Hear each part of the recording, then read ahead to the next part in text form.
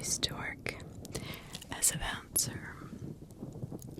And on one slow night, a guy tried to come into the club after last call, which we never allow. And he argued with me for a few minutes, trying to push his way into the door. I grabbed him by his dreads and threw him back into the street. Now this pissed him off pretty good. He started telling me I was a dead man and that he was going to his trunk, something I've heard a dozen times, and it was always just talk. He turned right around and hit the bottom on his keychain, and his car literally parked right behind him, 10 feet in front of me. I looked around and there's not a single other car or person other than me and the man heading towards his trunk. There are 2 other customers who were standing next to me smoking, but that was it. It was a strange situation because it was the main street bar closing time, usually swarming with people and police. He pulled a gun out of the trunk and stuck it right in my face. And this was the first time I'd ever had this happen to me. I had often thought about a situation and joked about it with coworkers, saying that I would take a guy down or knock him out if it ever happened. Tough guy stuff. Nope. Just pants shitting fear. Luckily I had nothing in my bowels to vacate, because I certainly would have if that was not the case. While trying to keep my voice from cracking, I used one arm to push the other 2 customers inside the door and said, "You're on camera, get the fuck out of here." I packed up, locked the door, and puked in the bathroom for the next 15 minutes while the cops were called. Scariest moment of my life, I can imagine.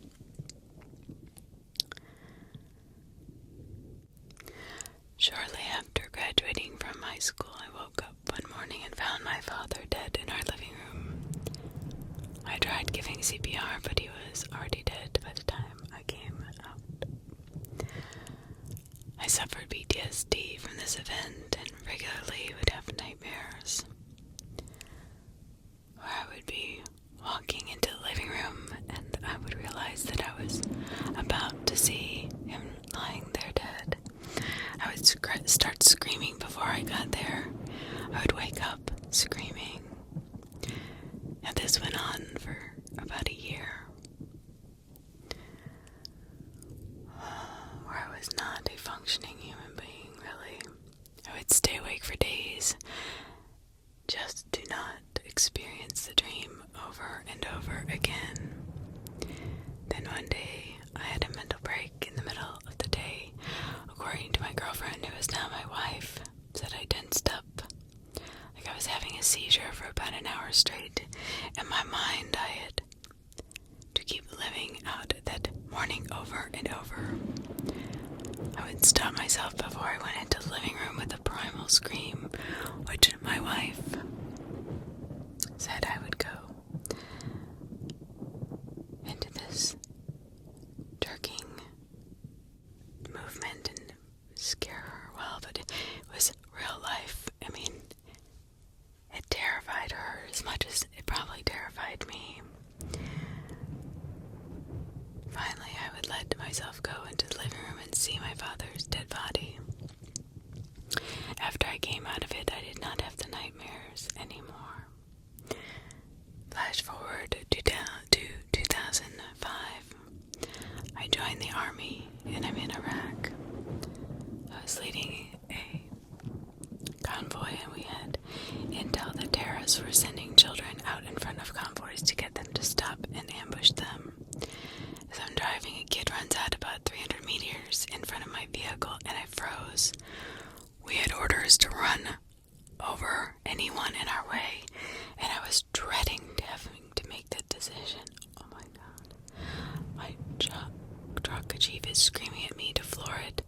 So I do, and the kid dodges this out of the way at the last second. Thank God. When we get to the next FOB, I get to get some sleep, but I'm disturbed about the moral choices I had to make. That as I fall asleep, I have a nightmare that I'm driving again and the kid jumps out in front of me. This time, I run him over. There's nothing I can do. I wake up screaming and I'm literally in a full sprint. And as I wake up, and I'm in part of the FOB I don't recognize, thankfully, I haven't suffered from these nightmares anymore, but I'm in constant fear of my own screwed up mind. Now, PTSD is very real and no joke for sure.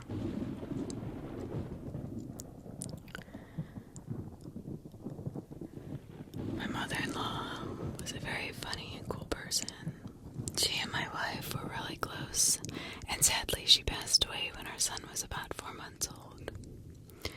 Now, heading forward about a few years, we live in an old 1930s era craftsman house in Pasadena, California. Our son is 3 at the time. I was giving him a bath one night and he starts looking over my shoulder, not at random stuff, but at something. A moment passes and he asks me why Grandma calls Mommy a funny name. I get chills and a long pause. I'm almost afraid to ask him what he means. But I do. I said, "What did you mean by saying that? What do you mean thinking about?" He must have been talking about my mom. Then he says, "Why does Grandma call Mommy?" and says my mother-in-law's nickname for my wife. I was really set back by this. My wife and I never used the nickname. It was just what her mom called her since she was a baby. I asked him where he heard that, and he replied, "The farmer told me." I asked him who the farmer, what farmer, who is the farmer, and he replied, his friend. I tell my wife this story later, and she, of course, reduced to fear and tears over the whole nickname thing. We both know there is no way for him to know this, and we just kind of are marveled at it. Now, to the next weekend, my son is playing in his room, my wife is at work, and I'm at home. I hear him talking. A full-on conversation. He's saying things like, "Yes, no, I don't know that." I go into his room and ask him what he is doing, and he says, "Playing." I ask him, "With who?" He says, "The farmer." What the fuck? So my wife gets home and I tell her this, and now she's just weirded out, just as I am. We have no idea what to do and figure if it happens again, we have to do something. A few days later, in the middle of the night, we both go over and hear our son saying something like the following: "Grandma says you and I cannot be friends anymore." Wife and I go and check on him. Both of us are a little freaked out. He's just sitting up in bed. I ask if he's okay, and he says, "Yeah, Grandma says I can't play with the farmer anymore." He never once mentioned the farmer again, not ever. He's 13 now and does not remember any of it. But we do. Yes, we do. That gives me the serious chills just sitting here. My grandmother lives in a very old house, late 1700s. Is surrounded by graveyards on both sides. Now, if that isn't just creepy, I don't know what is. The other day, my friend, who I hadn't seen for months, arrives at my house.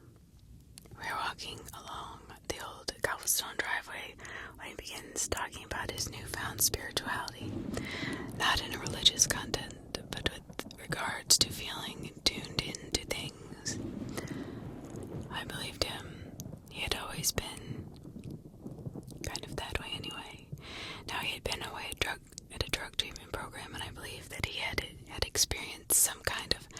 cerebral spiritual awakening. My cat walks over to us and starts rubbing against my leg. After a while, I realize she won't quit and that she's trying to tell me something. I start to follow her, and soon I realize she is going to the graveyard. Every time I stop following her, she turns around and rubs my leg until I begin walking again. When I finally get to the graveyard, she jumps up on a gravestone, balancing on the slender part of the gravestone, and will not move. She begins hissing when we try to take her off the headstone. We realize that the grave was someone who had lived and died in our house. My friend took this picture of the cat on the gravestone. When I was young, I would say 8 to 11, my sister, who is 7 years older, would babysit me when my parents were out. At the time, she smoked a lot, and my parents made her smoke outside, of course. But I would follow her outside into the carport, which faced the street, and play around, annoy her, as little sisters do. One day, my sister notices a car at the end of the driveway, just sitting in the road. It's a white SUV, I believe a mid-90s Bravado, with a bike rack on top. This car has the most tinted windows I have ever seen. You could not see the side of it. The car sat there until she went inside, and would drive into the end of the road and sit at the church parking lot and wait. Wait until she would come out again for another smoke, and the truck would repeat this over and over and over again. Very odd to me, but my sister is a brave lady, and, well, she just ignored this. That is until the next day when my parents were out again, and this Bravado shows up.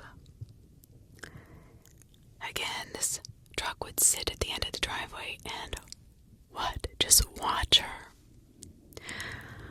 I do not know what the driver was doing, but he was definitely watching my sister. If I did not go outside with her, I would watch from the front window, and the truck would sit there and watch my sister. Finally, she told my father, who was a sheriff's deputy at the time. He called the cops, made a complaint. They showed up, looked around. The SUV is nowhere to be seen. Months went by and nothing. Then one day, a good 9 months after this had all started, and since the last sighting, this truck was back. This became a regular occurrence. Another day, my sister was outside doing her nasty smoking habit, and sure enough, here this truck comes. This time, we were alone, as usual, and she's had enough. She tells me to stay in the carport, and she's going to confront them. She starts walking towards the SUV, and halfway down the driveway, she would later remark to us, "I felt utter terror, like I knew if I went any further, I was dead. I was paralyzed by pure fear." She turned around and ran inside the house. Oh, this gives me chills. And my car was in the shop for some kind of issue, so we were all stuck at home for a night and had to get delivery. All my parents are at home now. My sister goes outside to smoke. I go outside with her, and sure enough, eventually the SUV shows up. She tells me to run inside and tell my father, so I do. My dad promptly gets his gun and starts briskly walking down the drive with it in hand, in the direction of the SUV, but not leveled towards it. The SUV floored out of there, down the road, and peeled out onto the nearby large highway. My dad, being a cop, noted the year and model and distinguishing features of the car. The scariest thing, the license plate had been covered in duct tape. We never saw the Bravado again, and my my sister just shrugs it off.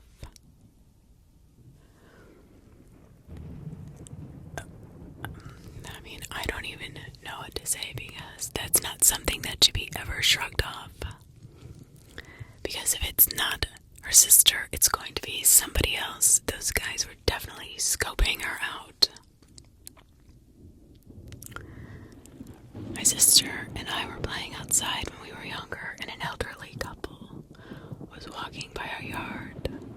Our yard had a cemetery in the back, so the yard was quite a common local attraction for tourists, as this house was built in the 1800s.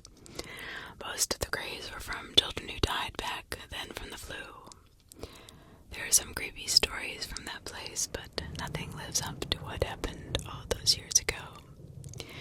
Playing outside, and this old couple kept pestering my sister about what her name was as they approached us, getting closer and closer and closer. We were just little kids, and I got this weird, sick, scared feeling, and I ran inside, told our mom what happened. The following week, we hear a story on the news about an elderly couple approaching a teenage girl, kidnapping her and raping her, and it was the same couple that had approached my sister and I. I still get freaked out every time I think about it. That's the thing, people.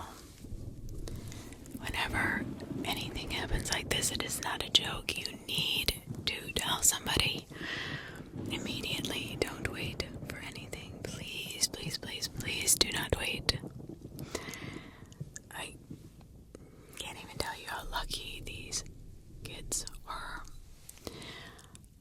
I mean, that's really, really scary. I think that's pretty...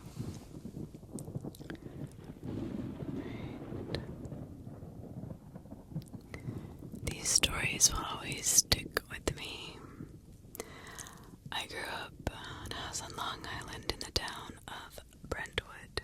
It was a quiet town for its location.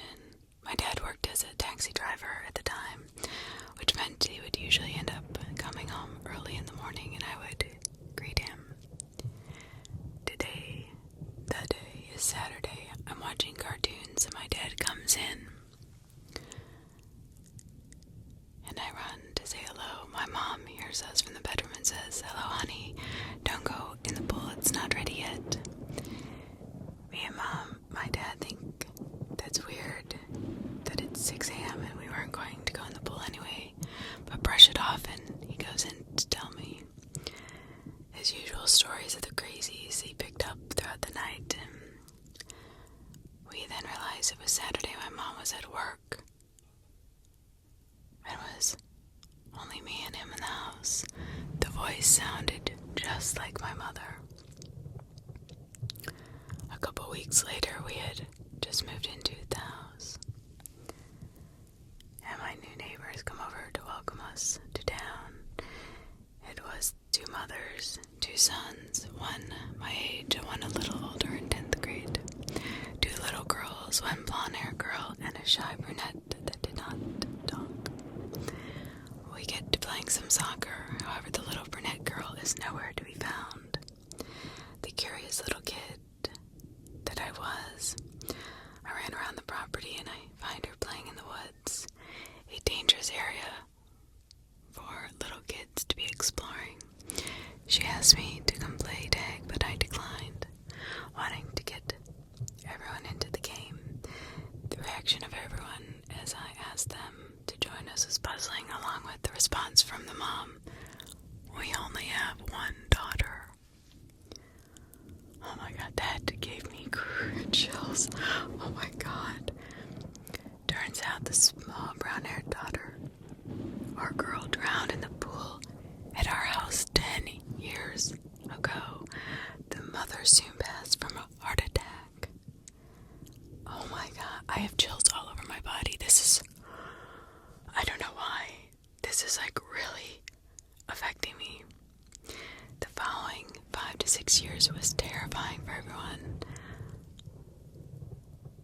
I have a huge amount of stories from this house.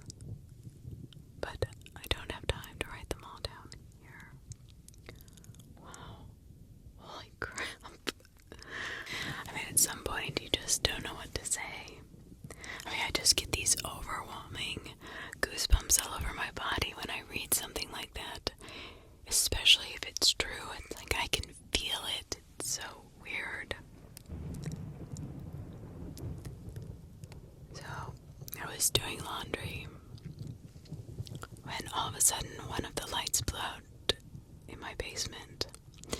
Now my basement is set up so that the laundry room is split from the other side of the basement with a wall and a door. In order to get upstairs, you have to exit the laundry room and go through the other part of the basement. So the light blew in the other part, not the laundry room, as this was the only light on that side. Now, it's pretty fucking dark. I finished the laundry I had to do while dreading the walk through the basement that is so dark. I exit the laundry room, get halfway through the basement, and I hear a loud cackle, imagining a sound people make when they imitate a witch. Take that and imagine the witch had been smoking for 50 years, make her voice deeper and hoarser. That is what I heard, clear as day, right behind me. I did not look or hesitate. I bolted up those stairs faster than I can even tell you. I waited until my father got home and changed the light bulb. I have yet to hear the cackle since, and I have not told a single person about the house that lived in the house about what happened to me.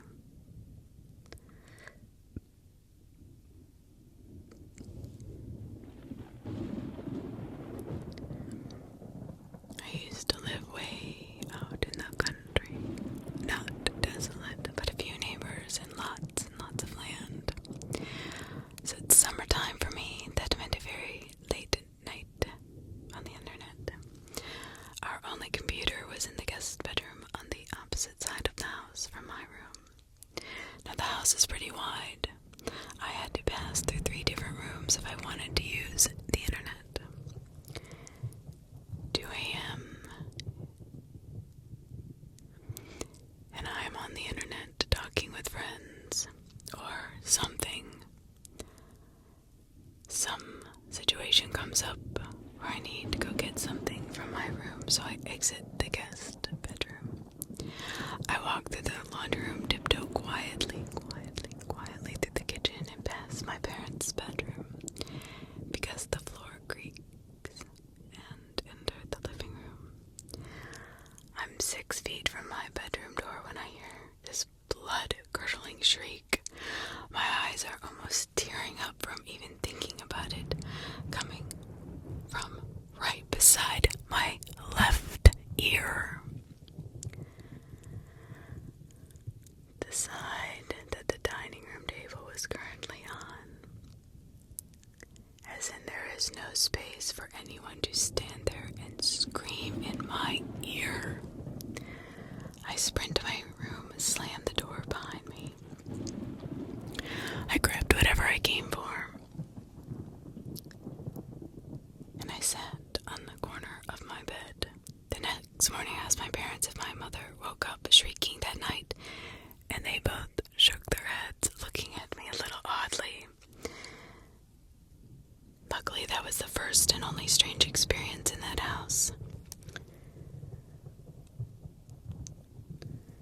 When I was a kid, the thing I hated to do the most was take my clothes downstairs to the basement and place them in a big pile next to the laundry machine for my mom to wash them. I don't know why that side of the basement was not finished, and it really freaking terrified me. I had many nightmares about this place. Crazy reoccurring nightmares. I would realize when they were happening, but I was unable to escape them. One of the nightmares was that I would be up and around the house with no one else at home. Then I would become aware that I was approaching something. The time was approaching. I don't know what that time was. I could feel it in my bones. Bad things were about to happen.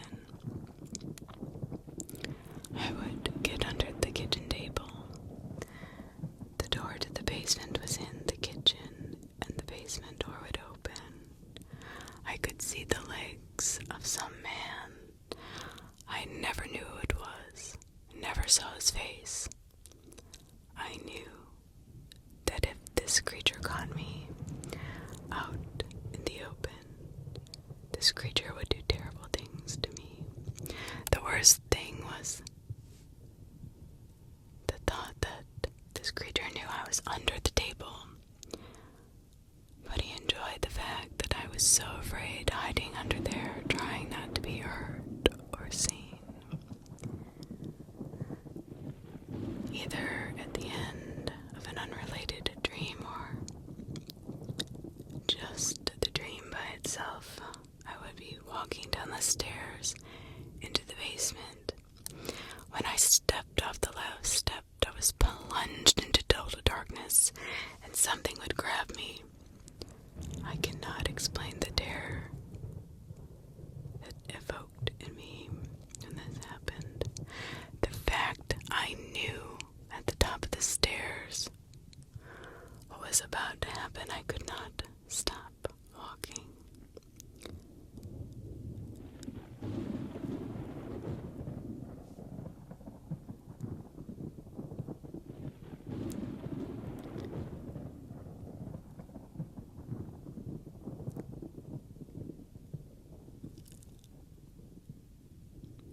About 4 years ago, ending my freshman year at college, I lived in the dorms with a kick-ass roommate and pretty much had a great experience altogether. Towards the end of my last semester, something seemed different in all of the dorms. We were all still our lively selves, but just walking into the dorms would give you this massive feeling of dread. We all wrote it off as the stress of finals approaching. One night, after studying, I decided to hit the shower so I could wake up and make my way to class in a few hours. Before I keep going, I should go ahead and set the layout of our hall in the bathroom. Our hall was one of many halls on a single floor. Each hall had 4 rooms that accommodated 2 people in each, and one single room for the RAs. The entrance to the halls were massive steel doors with a small window located at one end, and across from it was the bathroom. It felt seriously like a prison block rather than a living quarter for college students. But as for the bathroom itself, when you walked in, you're immediately met with 2 sets of sinks, 2 sinks at your side and on your left and right, with massive mirrors facing each other and creating that infinite loop of mirrors. Then past that, you had your 2 urinals and a toilet stall on your left, 2 showers on your right when facing the left sink. You can clearly see into the showers from the mirror. If the door is open and in the right set of sinks, you can see the reflection of the shower. The door of the bathroom was identical to the entrance to the hall, a massive steel frame with a small window that did not allow for much of a view, with good reason, obviously. The door was propped open with a giant wooden wedge that wouldn't be moved unless you were really trying to close the door. So back to the story. I'm all alone in the bathroom, gearing up to go into the shower. I throw my change of clothes on the right side of the sink, so that way I can reach around the stall and grab them. Once I set my stuff down, I happen to look into the mirror, and I can see in the distance something almost shimmering inside the shower stall. As I look at it, I notice that it slowly gets closer, like it's jumping from the furthest most layer to the next layer closer. I'm kind of unsettled, but I do not think much of it, other than me coming off of a massive Red Bull, Adderall, and caffeine kick. But it starts transitioning faster. It gets closer. I can start making out details, but nothing vivid or striking. It is just a dark mass that looks like it's covered in hair. At this point, I'm freaking out. This thing is getting closer in the mirror, and I'm pretty much this one spot, as it gets to the fourth layer of the mirrors, I get the closest look at this thing I'll ever get, and I regret ever seeing it. It wasn't hair, but some kind of long flowing veil. You could see through it partially, but from the torso down it was just solid black, and the face, I can't describe it. Clearly human, but at the same time it was so far removed. And then there were the eyes. They were black, but definitely glowing somehow. I only saw this for maybe a second at the most, but it is burned into my mind forever. Then the lights cut out and I hear the door slam. It's pitch black in the bathroom. I cannot see this thing anymore. Oh my god, I'd be freaking out. I go to open the door but won't budge, and then this intense smell of blood hits me out of nowhere, and that's all I remember. I woke up in the hospital from my RA claims. He was on his way to go to use the bathroom sometime after this happened, where he found me in the shower stall with my shirt covered in blood from a massive nosebleed. He tried asking me what happened, and according to him, all I could respond was with, "It saw me, and I started freaking out. He calls an ambulance, and they get me to the hospital. All the while, I'm apparently freaking out, so they sedate me to calm down. I'm coming to around this time my parents show up, worried sick, of course. I asked them what happened, and according to the doctors, they believe I had a seizure. However, they ran a CAT scan soon after, and I was cooperative enough to do so, and found no sign of any seizure occurring. Not to mention epilepsy does not run in my family, having taken Adderall countless times in the past, and since then I've never had a similar side effect. I do not hallucinate, and I have never had a seizure since. To this day, I cannot bring myself to look into a mirror for more than a minute, and just being stuck in a room with one for an extended period of time will cause me to break down. I've been to therapy going on 3 years because of this, and I've talked to countless religious leaders who, besides giving me the general, "Well, you should turn to God in times like these," talks don't recognize that kind of pattern as anything demonic or evil. And the strangest thing is that before that incident, there were no actual claims of activity in those dorms, and since I left there hasn't been any either. It was just that one isolated incident. The rational part of me wants to believe it was just a psychotic break, but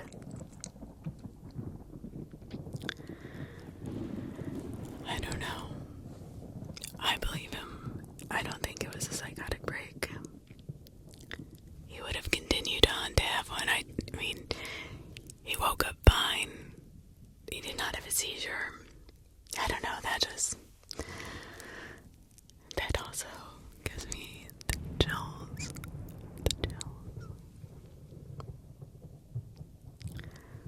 I was 10 or 11. I'm with my great-grandfather. Now, he was getting pretty close to death because his wife had died about a month or so before, so we all knew. He kept telling everyone that he was seeing weird things, and no one believed him. I don't know why people don't believe people. They just wrote it off to his old age. And being the way he was, took out his old Polaroid camera and started taking pictures of things around his house. Most of them did not turn out, but one did. This has also burned into my memory. It was a picture of the TV, which was turned off, and it looked like a shadow on the screen, but it clearly wasn't. It looked a lot like a person, but had 4 distinct fingers that were pointed at the end of both arms, and shit you not, had a halo over his head. It was weird though, because it was not how they are always depicted in movies.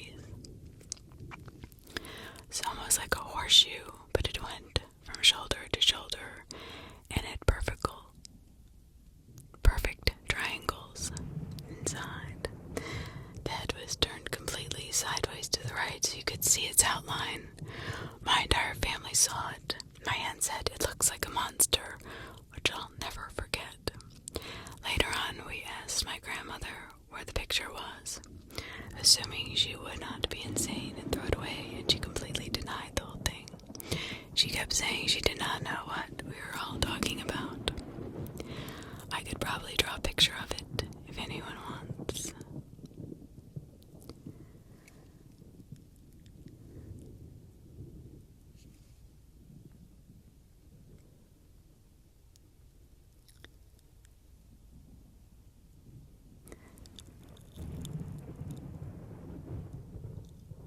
I think I've actually seen something like this. I was around 11, trying to fall asleep. I kept hearing these whispering noises. At first, I thought nothing of it. I almost always leave my window open when I sleep. I assumed it was normal to hear sounds the world makes at night. The whispers, though, kept getting progressively louder until it was nearly clear and loud right in my ears, bringing tears to my eyes because I was so scared. Peering out the window, there was a figure much like the one you described, except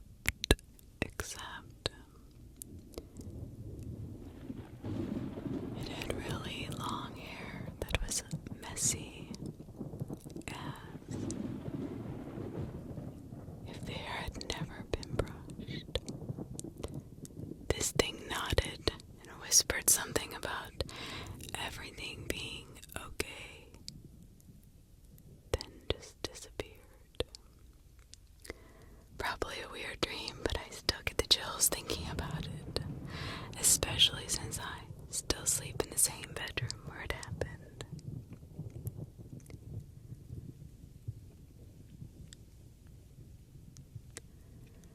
I completely understand. I used to have stuff move around in my room and doors close across the house. I think helps to put a pillow over your head, leaving room so you can breathe, of course. This blocks out a lot of the sound, including dead silence, which is sometimes worse. But I'm not gonna lie, I'm kinda dependent on it now. Okay, if you have things flying around your room, doors closing, you gotta deal with that. I mean, just a thought there, but yeah, I would have to deal with it. I couldn't just let things keep going around my room. 10 years ago, at the age of 19, I was very good friends with a girl who was as interested in the paranormal as I was. She bought a Ouija board. It was a type board called Psychic Circle. It had words, photos, symbols, and a book that told you how to interpret it. I've never seen anything like this. We never had much luck with it. One night she took it over to her aunt's house, and they apparently had a really intense experience with it. Her aunt asked her to leave it for a few nights so she could use it on her own. My friend left the Ouija board, and we made plans to visit her aunt that weekend so we could all play together. Friday night rolled around. We head over in hopes of a good supernatural experience. As soon as I got in the car, I had a sinking feeling. I've had a few brushes with paranormal things in the past, and the prospect was not frightening to me. But something about all this felt wrong. We get to her aunt's house. Her aunt seems to dislike me. The second I walk in the door, the feeling of dread is even more intense once I got to the house.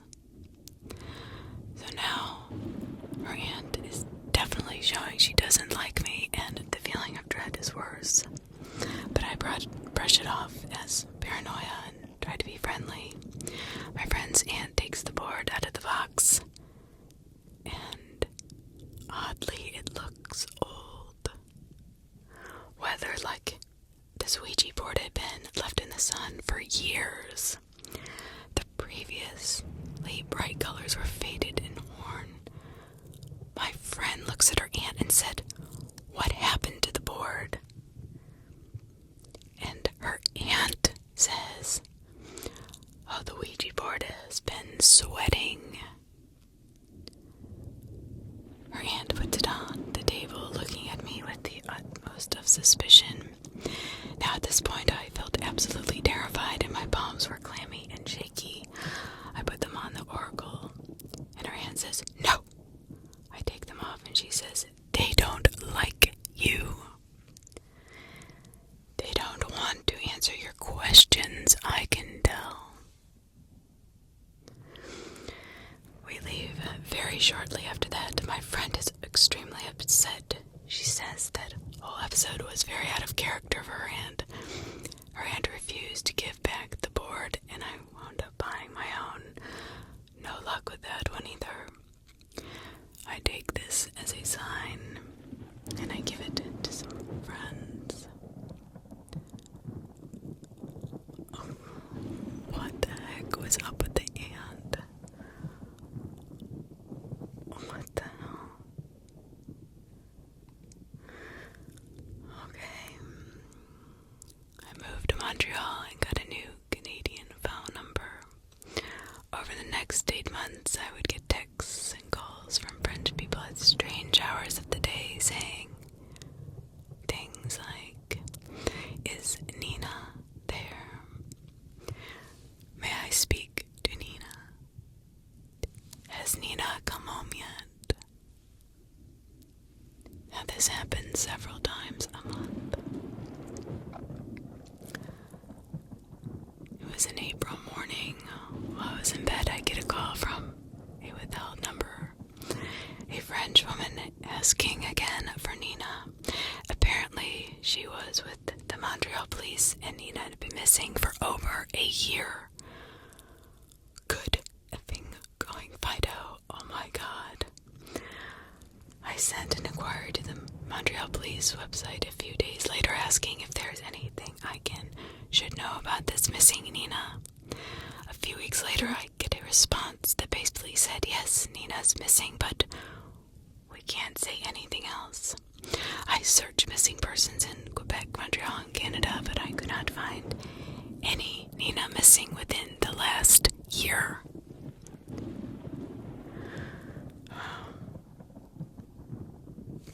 I don't know, that would definitely scare the crap out of me. But all these people are calling asking for Nina. Where is Nina? Has Nina come home yet? But nobody told her that Nina had been missing. What the hell?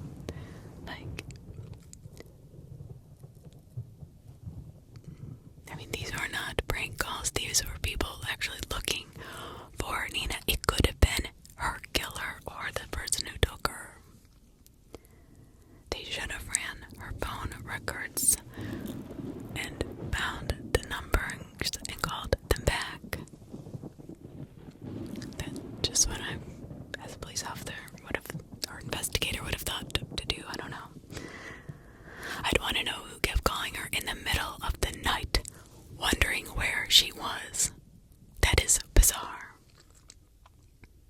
That to me says that the killer is looking to see if anybody is really looking for Nina. But maybe it's just my crazy mind. I used to get similar calls from Richmond. Various places in Richmond. A hardware store, a nursing home. These sort of places that I had never heard of and never gave my number to. They all fell into one of two types. The first time I answered, I got a really chipper male voice asking me my name. I told it to him and he said he had the wrong number and hung up. But he called back several times over the next few weeks. The last time he called, he said, "I have the wrong number," and hung up. Each call he made to me came from a different number on Richmond. The second type of call was much creepier. I would answer the phone, and at first, not hearing anything but a hiss in the background, like static. After a few seconds, there would be an old man mumbling about something. He would keep going on without stopping. I would hang up on him. Those two always came from different numbers, but always within Richmond. They kept calling me until one day I moved out of the country and canceled the number. I still have no idea who they were or how they got to my number, but I do know that it was creepy as hell, Yeah.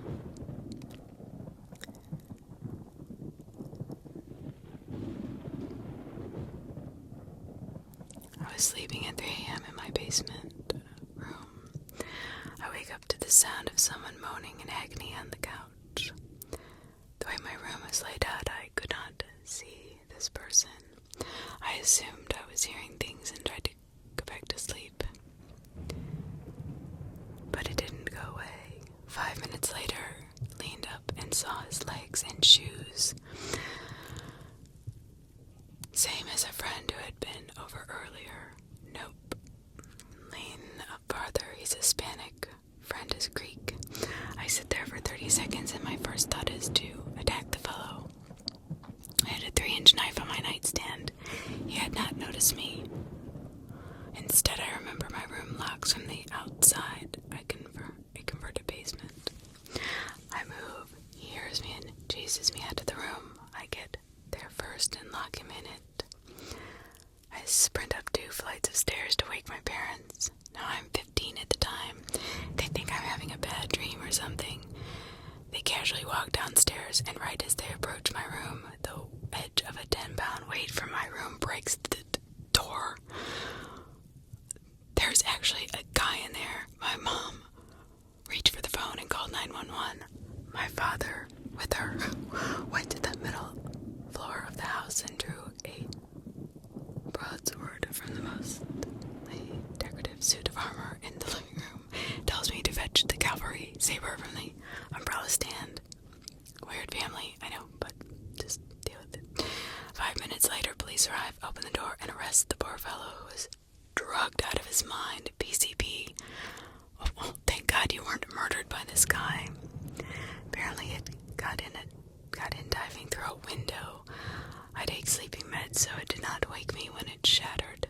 They informed us it's technically citizen's arrest because of the confinement. It's been a few months later, and I was diagnosed with PTSD.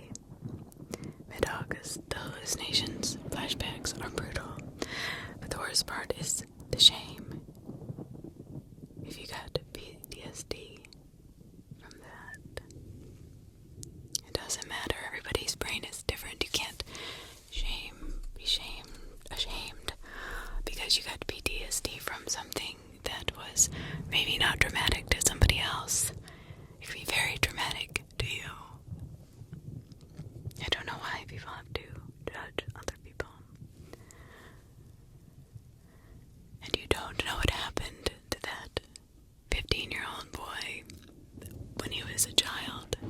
Something similar may have happened that his parents have not told him about.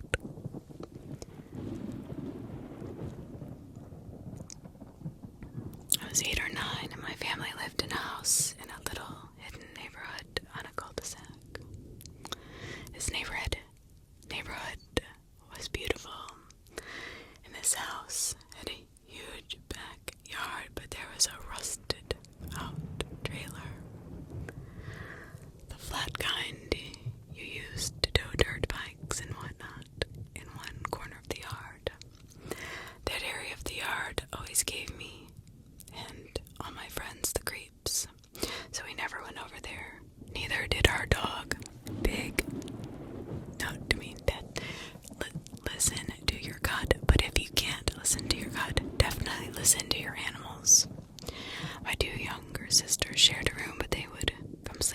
bathroom every once in a while because they said there were weird lights in the room.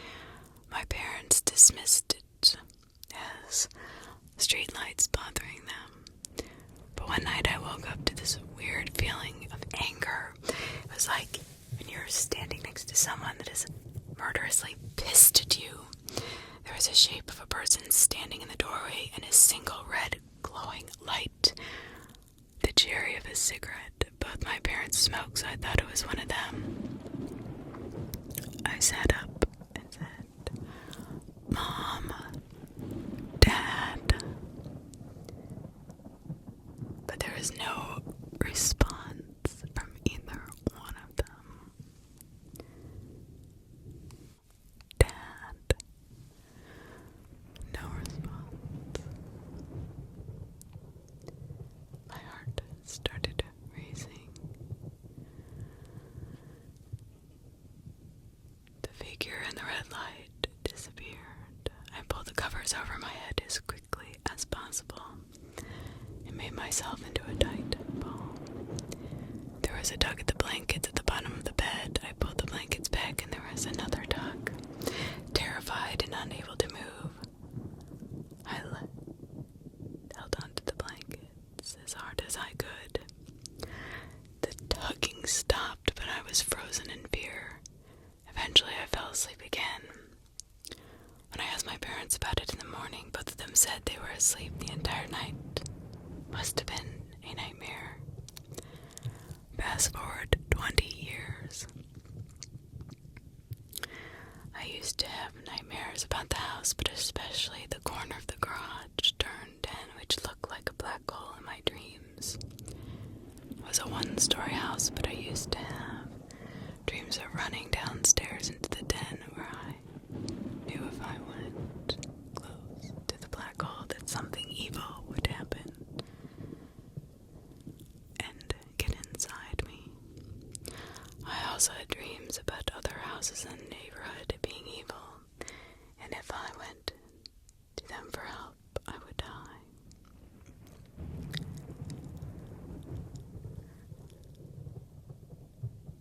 My younger sister and I were talking about the house with our mom one night, and she described having the exact same nightmares, but we had never spoken about it before.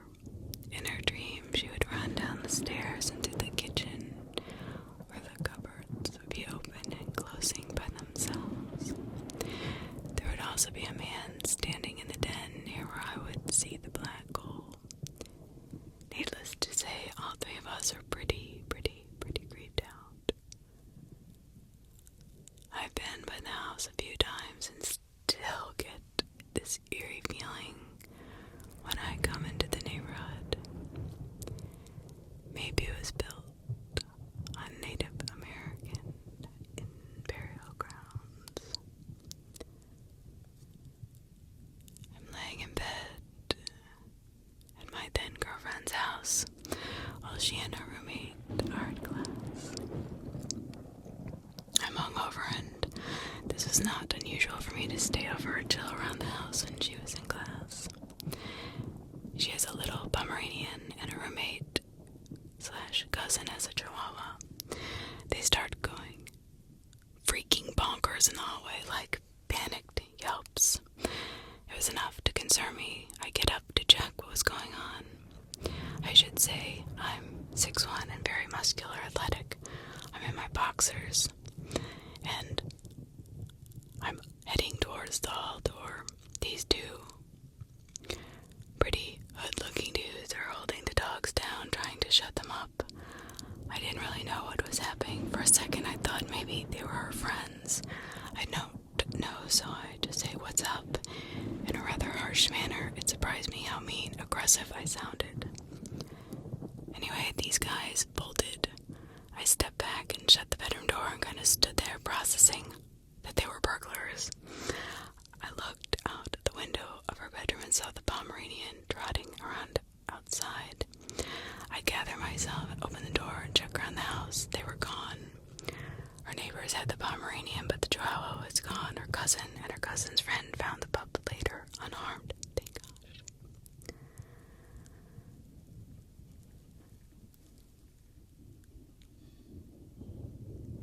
honestly, you asking what's up so nonchalantly was probably what scared the hell out of them.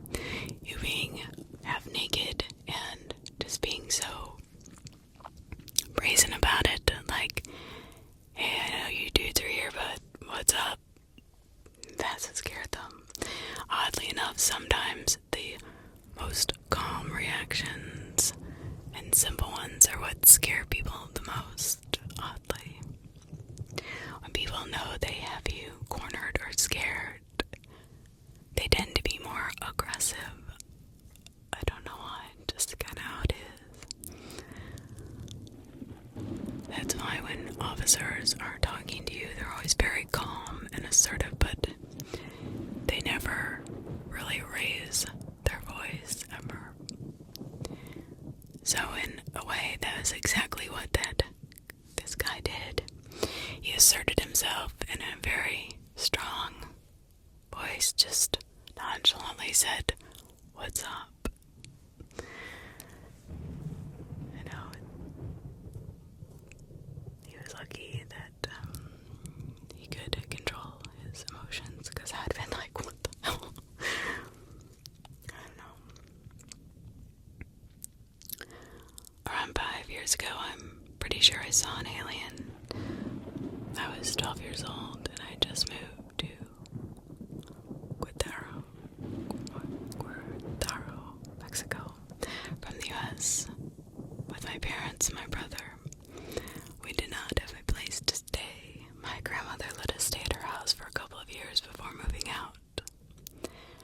My grandmother's house was in a pretty bad neighborhood. My mother would park the car in a guarded parking lot about 2 blocks from the house. Every day we'd walk 2 blocks at 5 a.m. to get the car out of the parking lot and drive to school. That in itself sounds terrifying.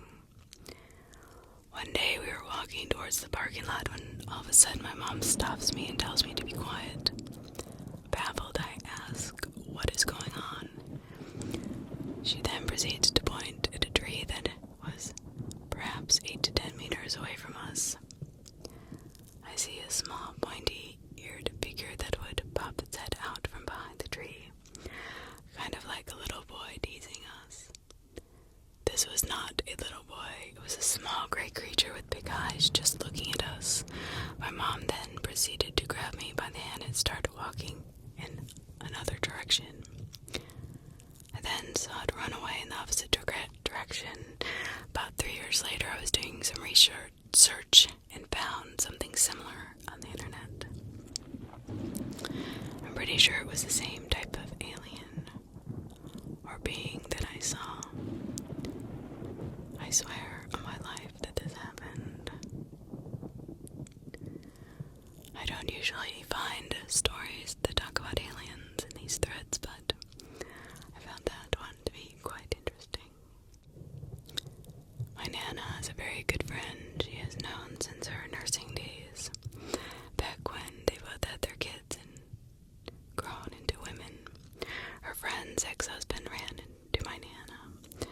He was very depressed and needed someone to talk to, but my Nana had to say that unfortunately she could not go over to see him, as she had a newborn. My father was breastfeeding and needed to feed. He said he understood and said, "I'll see you soon then."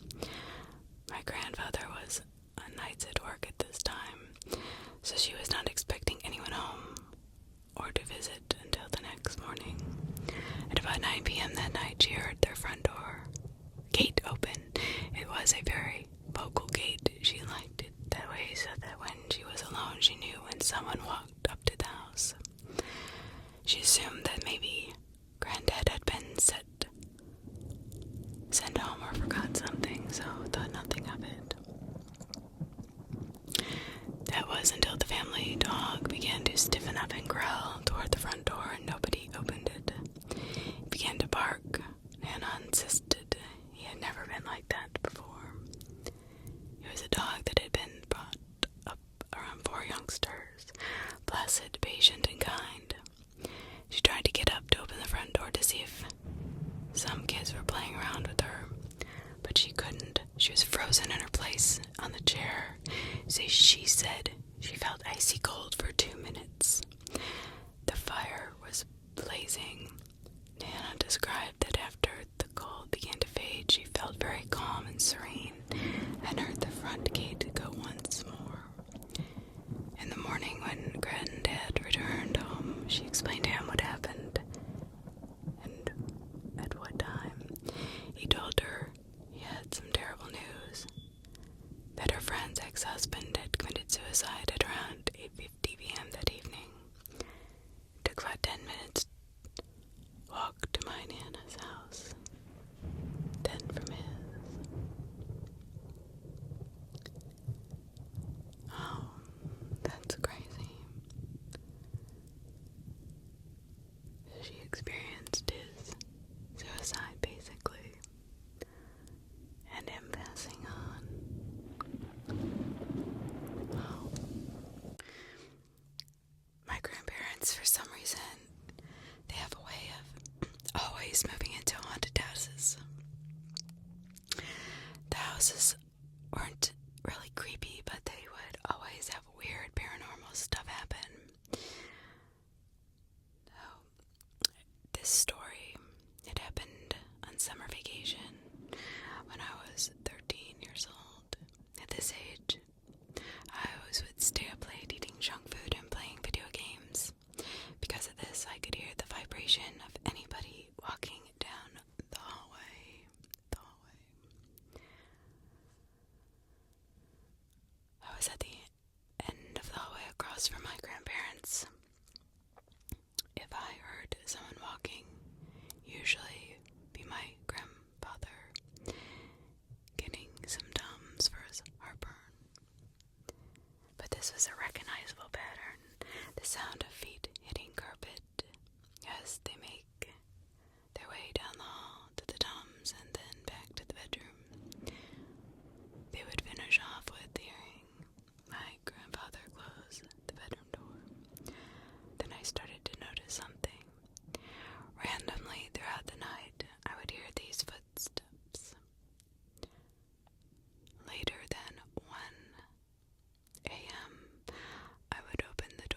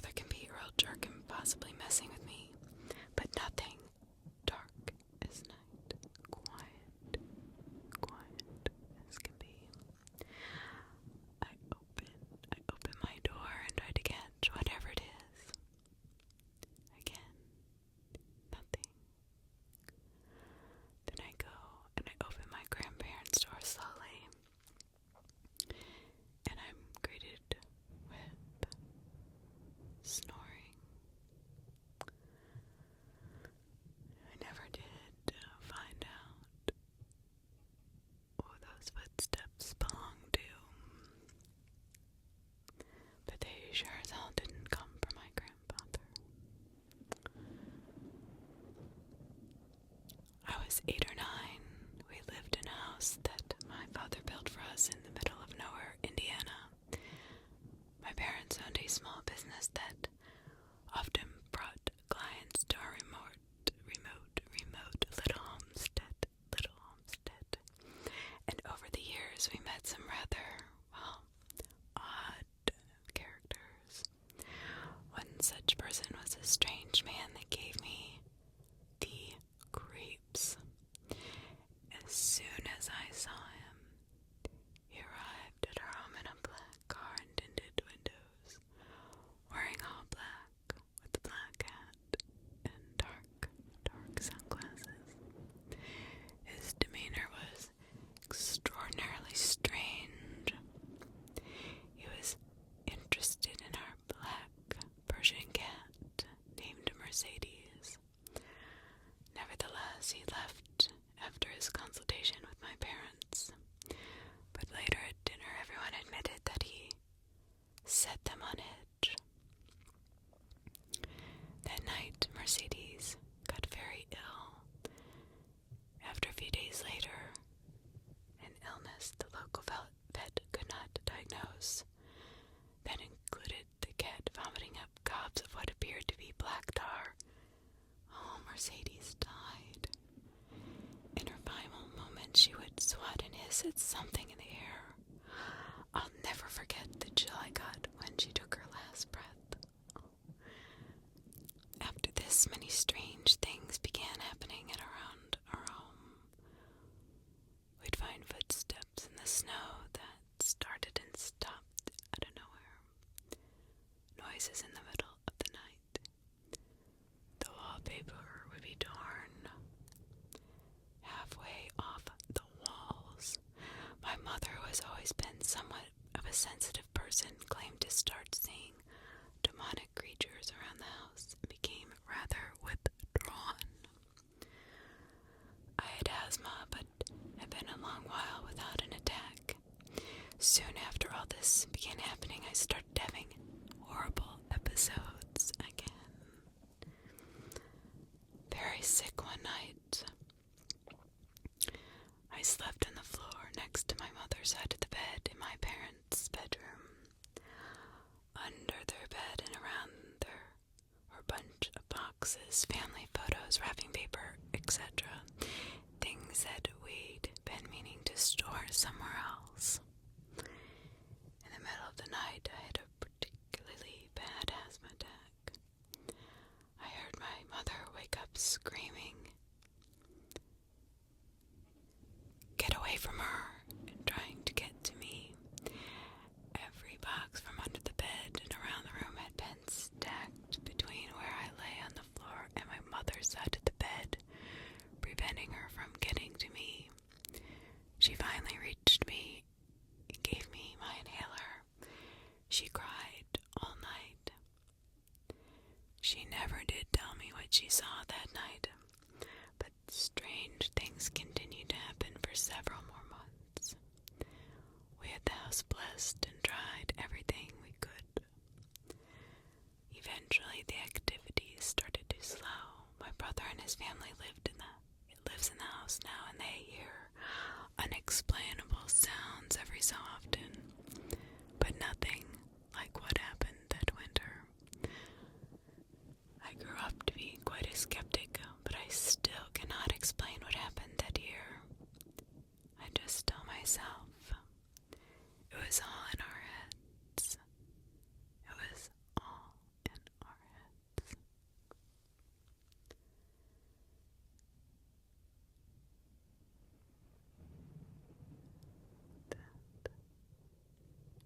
Extremely scary.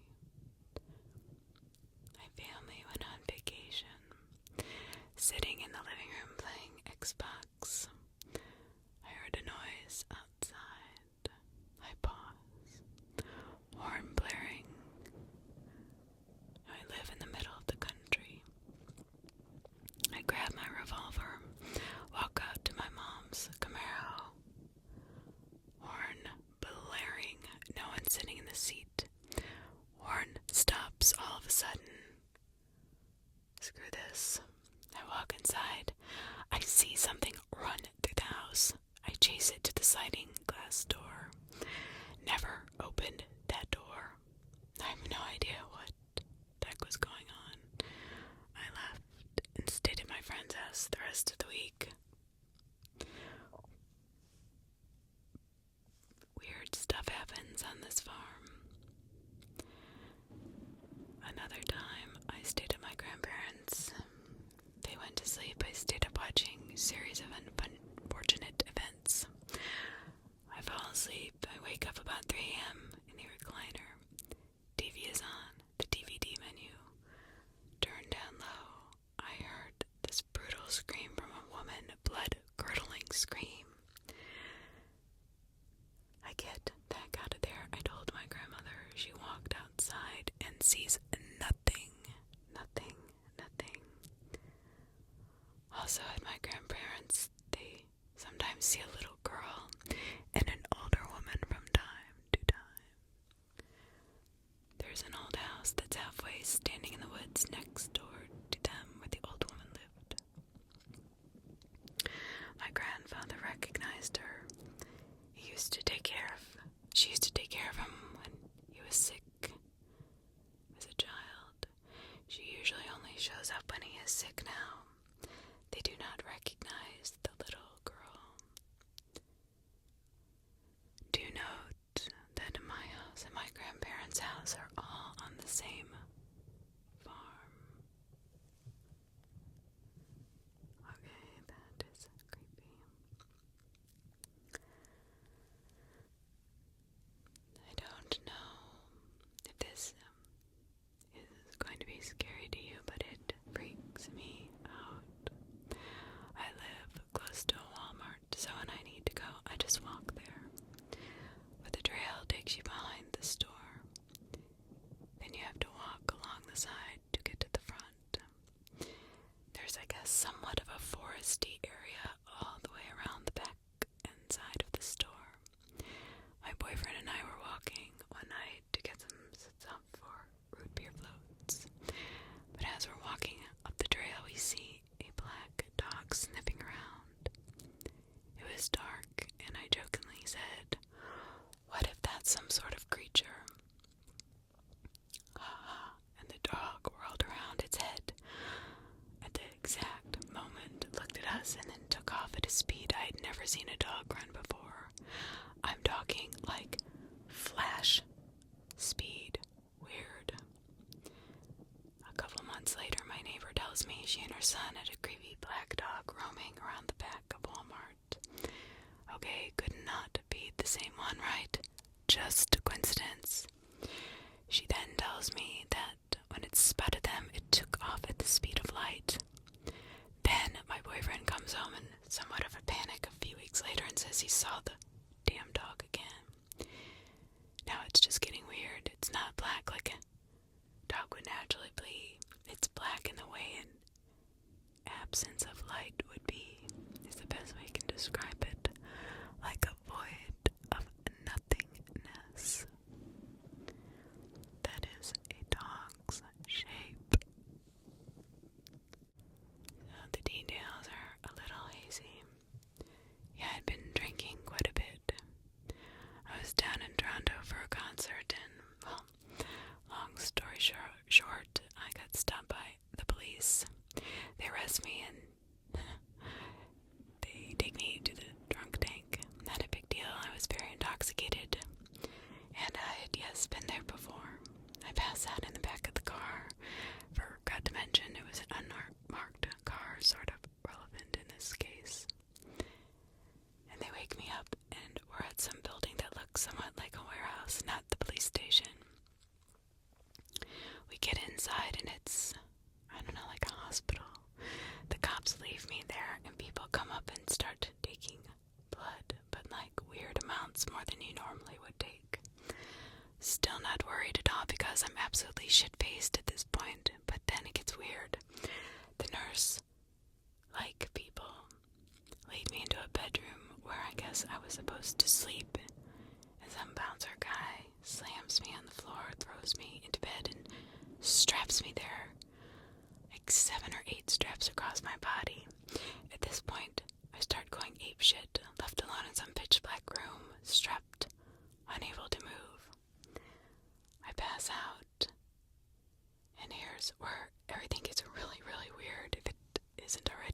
this point. I wake up in these bushes besides Burger King. I didn't get robbed. Still had my phone, my wallet with $15 in it. It boggles my mind to this day. I have no idea what happened. My friends think I was drugged, but I do not. I know, I swear it was real.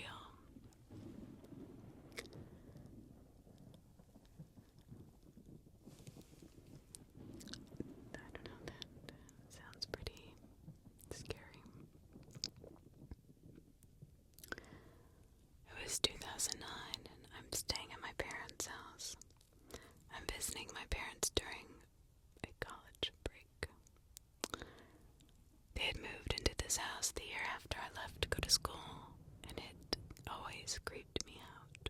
It was big compared to where they were moved. They'd moved from 4-bedroom to a half-bath, 2-car garage. I was napping downstairs in the living room on the couch.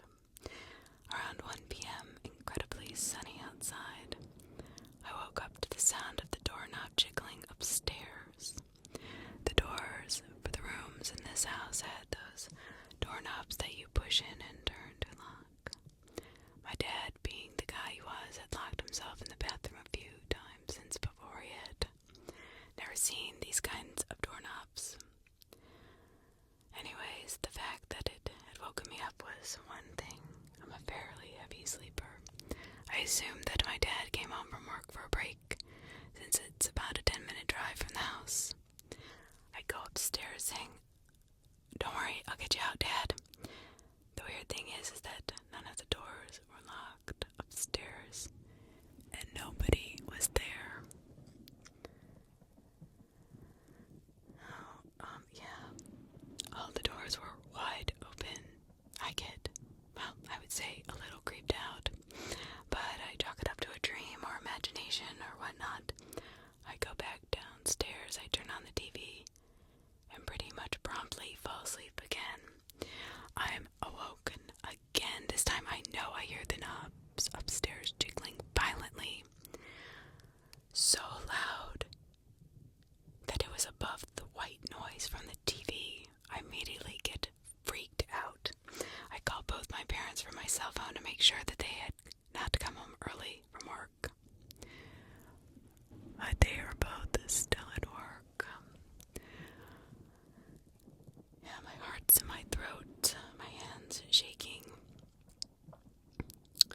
I hang up with them. I sat for a second, TV off, completely silent. Thought about checking upstairs, but I didn't have it in me. I got the hell out of there. It's the only time I've been incredibly creeped out at 2 o'clock on a Saturday afternoon. That is weird. 6 years ago when I was 19, I was staying the night at my best friend's house. There were 3 of us. We were sleeping on the bed and I woke up in the middle of the night. There was a girl around 6 or 7 years old standing at the foot of the bed looking at us. I was so freaked out I just kept looking back. Honestly, I was too scared to do anything. Slowly she faded away. I'm not sure if it was a ghost or if I somehow, semi-awake, had dreamt it. Scariest thing I'd ever experienced, regardless if it was my imagination or really a ghost. I did not tell my friends for a couple of months because I could not really believe it myself. Then a few months after I saw the girl, they were telling me how one night they were in the room and they had heard children laughing in the room. They went to their bedroom door to listen better, and when they got to the door, there was a loud thunk on it, like something hit it. They ran out of the room thinking someone was in their house, but when they checked the house, there was no one there, and all the doors were still locked. I told them about the girl I saw when they told me about what happened to them.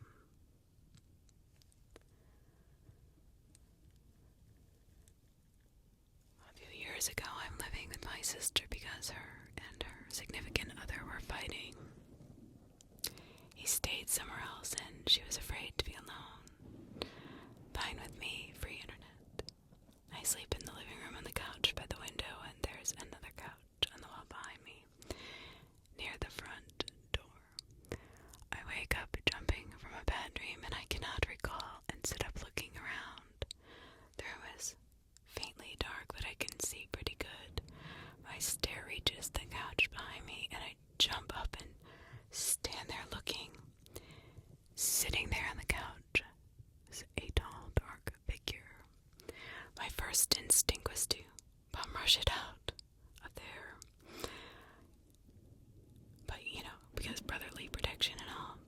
as I stood there gazing at this guy, it came more clear to what I was looking at.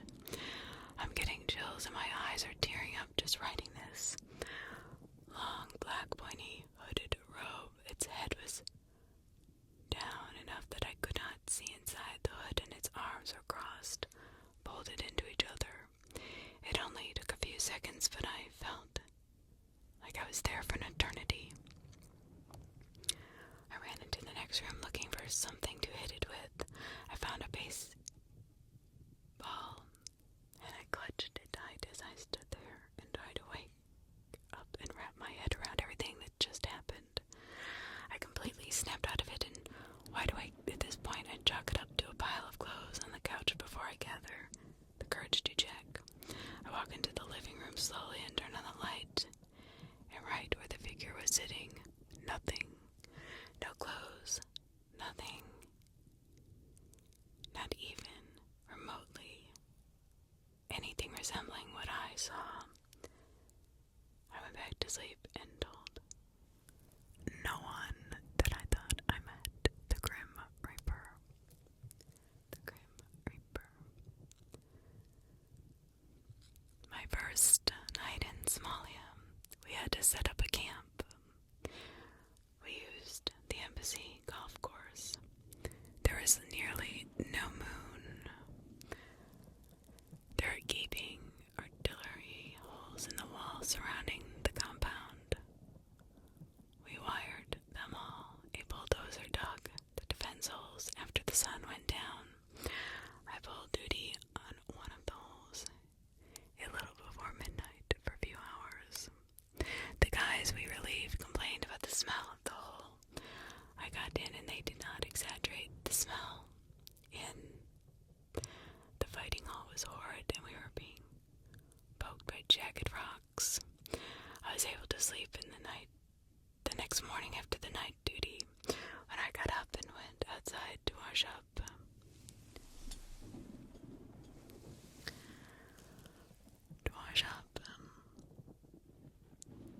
There was a lot of activity by the hole I was in a few hours before. The hole was dug in a poorly marked grave.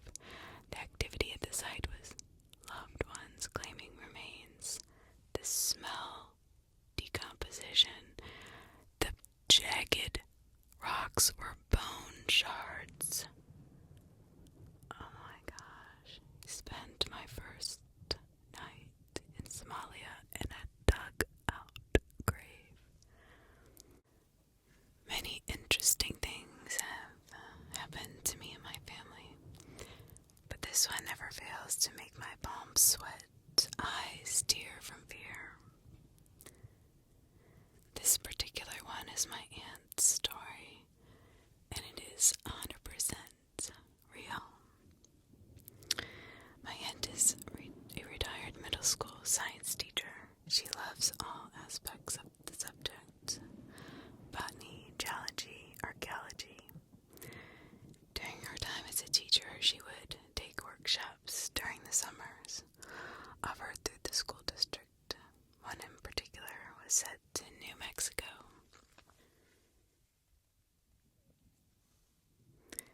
So off she went with a group of fellow teachers. One night, after an exhausting day of field studies, my aunt and her group headed back to their hotel near Roswell, New Mexico. It was around midnight, but the hotel was not far from their sites. Because of this, they didn't feel like they needed a map. GPS were not even thought of yet. The group passed an old rinky-dink convenience store on the side of the road. At a four-way stop, they remembered that earlier in the day they had passed it on their way to the site. From the stop, they were straight into town. 10 minutes later, they passed the same store.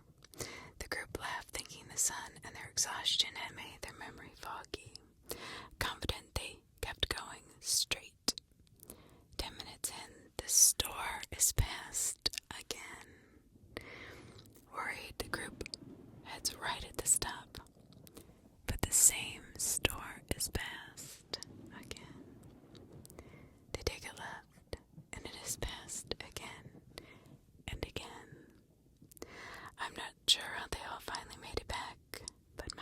says that she felt like she was in the Twilight Zone.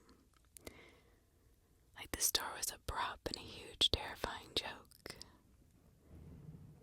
Gives me the chills to think about it.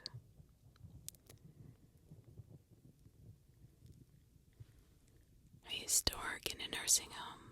One day I had a resident refuse to get on the elevator with me, citing being scared of the little boy as her reason. I shrugged it off until I had a resident come out of his room and ask me for candy for the little boy. I decided to ask my mom, a charge nurse and employee of 13 years, about what had been happening. She told me that all through her years of employment, residents periodically reported seeing a young boy. He was always wanting to play. He appeared to all kinds of residents, from those of sound mental status to those with severe dementia. They all reported the exact same thing over a great period of time. When they moved to a new facility, the little boy came with them and was particularly fond of those with limited sight. From those residents, the boy was described as having dark black hair, that he lived in a tent, and he said that he died when a tree fell on him. One night I was feeding a resident who had recently suffered a stroke.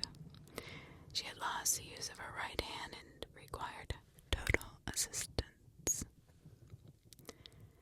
As I was feeding her, I felt a cold hand on my arm. Right then the resident said, "Is that your boyfriend?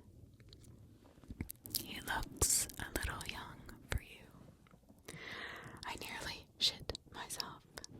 The resident who saw him passed away that night.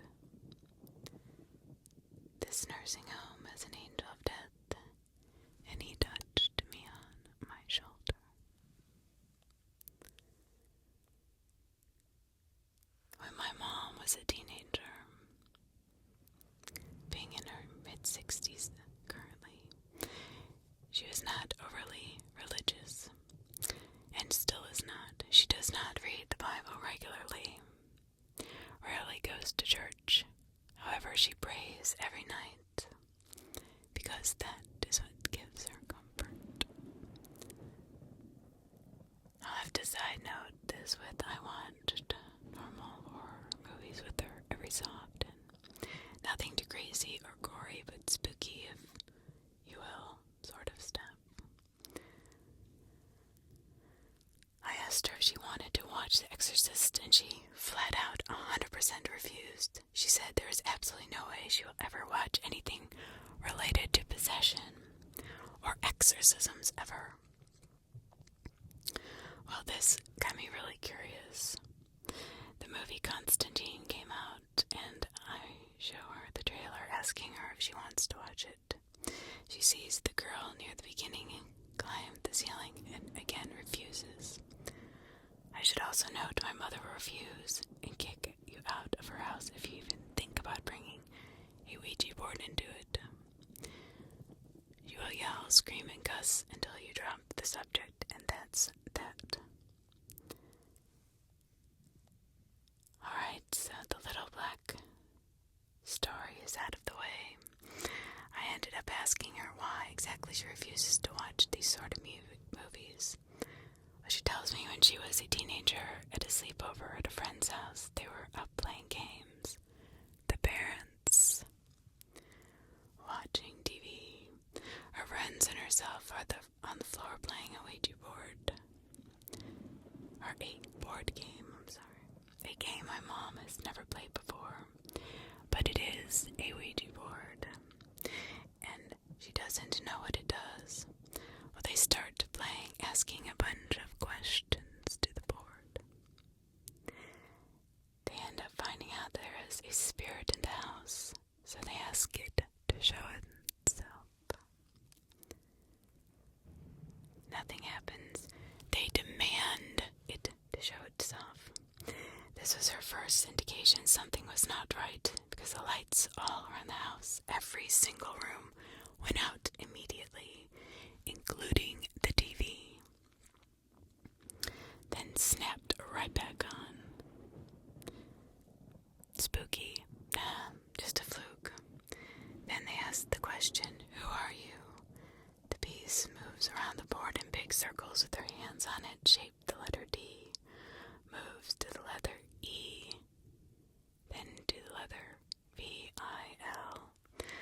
Wow, someone must be messing with it. This can't be real.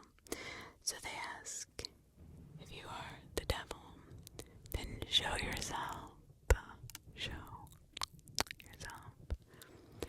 Nothing happens for a while. Then suddenly the TV goes out. In the reflection in the TV sitting in the living room next to my mom and her friends. Even her parents could make out the shape of something terrifying, just sitting there next to them.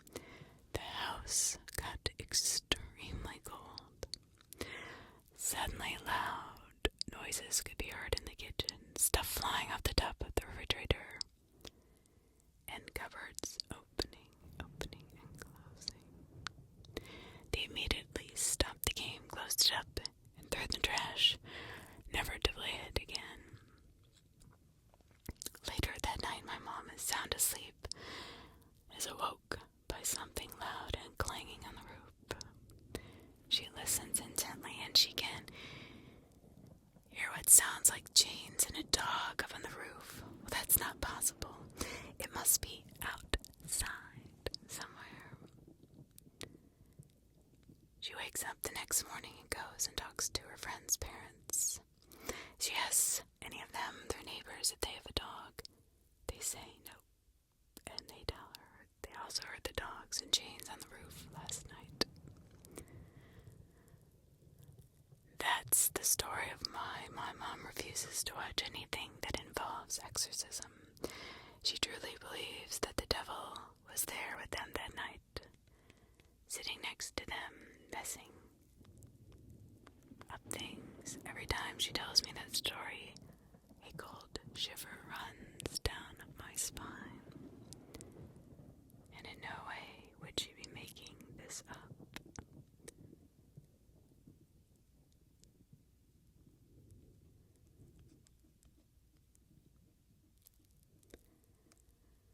My sister went to a local secondary school, a relatively posh one with a boarding house. Being friends with a few boarders, my sister usually hung around after class on site. I believe they found an old Ouija board, or maybe even made one up themselves. So they start messing around with it.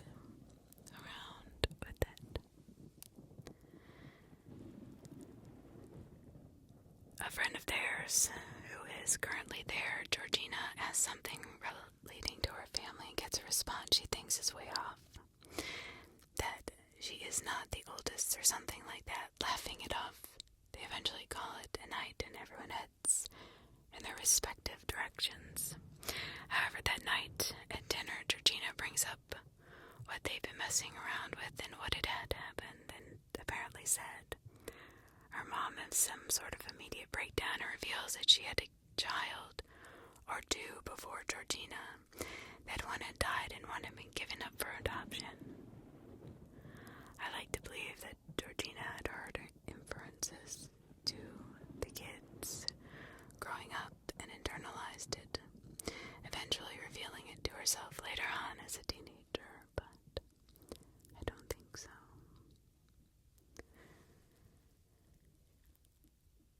This summer, I worked in a closed-down asylum, probably one of the most eerie, creepiest places you could possibly go.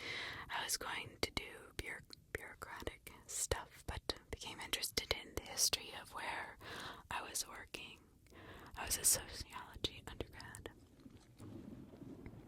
I do some research and find an article about a woman whose son killed himself in the asylum in the 70s, partially because he was afraid they would weeks later, I have an arresting dream of an old woman screaming at me about how awful I am for working at the asylum. She's crying, sitting across from me, staring at me, screaming all night. A few days later, I'm at work.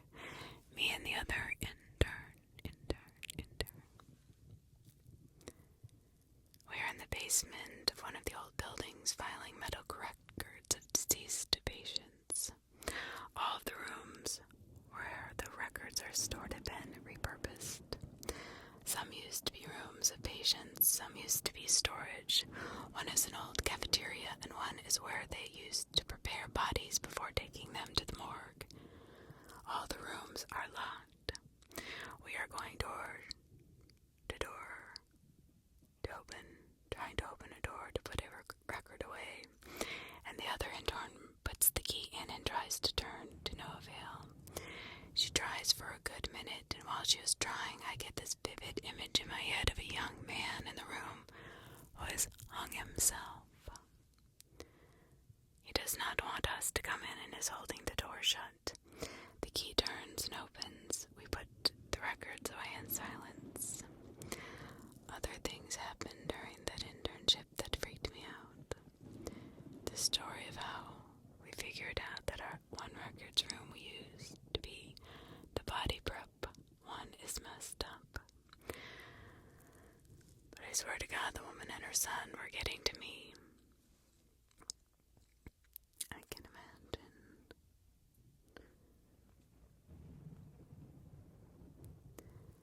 In high school, I had a good friend named Steve. One freshman year in 2007, he told me and my group of friends about an odd turn of events that happened to his brother Tim a couple of years prior. Tim went to college somewhere in New Hampshire. One night around 2 a.m., Tim and his good friend decided they needed Dunkin' Donuts. Even though the nearest Dunkin' Donuts was across state lines. I don't know much about New Hampshire's geography, but I'm told this trek involved going through a narrow highway that takes them through some woods. On the way back from Dunkin', a mysterious car pulled in front of them on the highway. It was a red, compact car with the markings scratched off of it. Its only defining feature was a license plate that had a black O and a green M. Who will henceforth be known as Ohm. Around this time, Tim describes weird coincidences happening, like his phone losing service and the jazz station playing Smells Like Teen Spirit. But I'll admit those could have just been weird coincidences. At this time, Tim and his friends were sensing some bad juju from the sky, so Tim let his foot off the gas and was happy to let the car go on by. But was not done with them. As soon as Tim slowed down, did the same. Tim thought this was weird, but maybe if he floored it, he would get around home. But when Tim sped up, so did Tim and the friends were freaking out at this point, no idea what they were dealing with. They saw a curve in the road ahead. They saw go around it, and they just decided to stop. Their adrenaline was pumping, and they were not sure how long they sat there. But after what felt like 20 minutes, they worked up the courage to continue on their way. Maybe would have mercy on them. But as soon as they got around the corner, was there, the exact distance as they last saw him, matching their speed. Clearly was without mercy. Tim and his friends were rightfully scared for their lives and relented to going just forward, hoping they could get out of the situation alive. That's all they wanted. Eventually, there was a fork in the highway. One led towards the college town, while the other led further